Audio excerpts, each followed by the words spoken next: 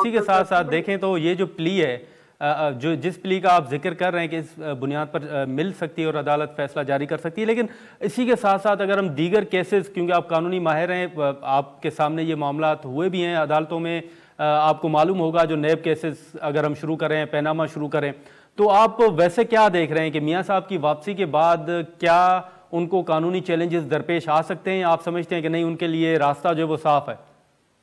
जी, मैं वही अर्ज करने वाला था कि ये जो केस है, ये पर्टिकुलर केस एवन फील्ड वाला केस, इसकी अगर आप मिसाल लें, जिसमें जी 2 माह के लिए उन्हें भेजा गया, इस केस में कन्विक्शन भी हुई है, लेकिन ये इतना वीक केस है कि मैं 1 साल तक इसकी कार्रवाई सुनता रहा वहां कोर्ट में बैठ के। और 6 प्रोसिक्यूटर अच्छा। नैब ने तब्दील किए। नैब जब भी केस बनाती रही, अनफॉर्चुनेटली इमरान खान साहब के दौर में जितने केसेस हम्म। बने, आपको अच्छी तरह से याद होगा कि यही कहा जाता रहा कि बड़े स्ट्रॉन्ग केसेस हैं। बहुत हम हमारे जी पास हर तरह के सबूत मौजूद हैं।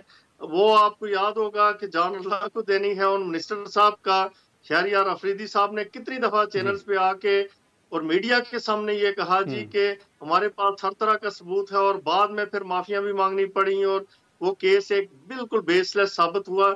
इसी तरह ये जो केसेस नैब ने उस दौरान बनाए, पनामा से लेके अब देखें, अनफॉर्चुनेटली पनामा केस क्या था, यानी पनामा से शुरू हुआ, अकामा पे बात, और फिर सजा किस बात पे, डिस्क्वालिफिकेशन किस बात पे हुई कि अपने बेटे से जो तनख्वाह ले सकते थे, दो ही जी। डिड नॉट रिसीव, ये हम्म। उसकी अल्फाज है, उसके वर्ड्स हैं जजमेंट के, दो ही डिड नॉट रिसीव, लेकिन उन्होंने उसे अपने एसेट के तौर पे शो नहीं किया। और एसेट की डेफिनेशन कहाँ से ली, वो ब्लैक्स लॉ जी डिक्शनरी से डेफिनेशन लेके इंसर्ट की अपनी जजमेंट में। और यहाँ पे याद रहे कि डिस्क्वालिफिकेशन फॉर बिल्कुल। Life, neither it is provided in the constitution nor it is provided in the election act, ये किसी लेकिन वो तो कानून में राजा नहीं। साहब, वो तो इलेक्शन एक्ट में तरमीम की गई है, तो आप समझते हैं कि अब मियाँ साहब जो वो इंतखाबात में हिस्सा भी ले सकेंगे? इलेक्शन एक्ट में तो मैक्सिमम जो सज़ा होगी वो 5 साल तक होगी।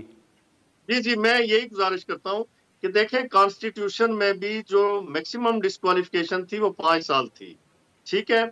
इन्होंने जी लाइफ टाइम पता नहीं कहाँ से ये इख्तरा लेके आए। और जहांगीर तरीन के साथ भी मैं समझता हूँ कि ज्यादती हुई, और मियां नवाज शरीफ के साथ भी जी। ज्यादती हुई। अब जो उन्होंने इलेक्शन एक्ट में तरमीम कर दी, तो नून लीग की जो लीगल टीम है, उनके साथ मेरी बात हुई, तो आजम नजीर तारिड़ साहब का ये कहना था कि चूंकि हमने इलेक्शन एक्ट को अमेंड कर दिया और उसमें जो मैक्सिमम डिस्क्वालिफिकेशन है वो 5 साल रखती है, तो लिहाजा मियां नवाज शरीफ साहब, he has already completed the term of 5 years of हाँ, disqualification. 5 साल। Now he is ji. eligible to contest the elections.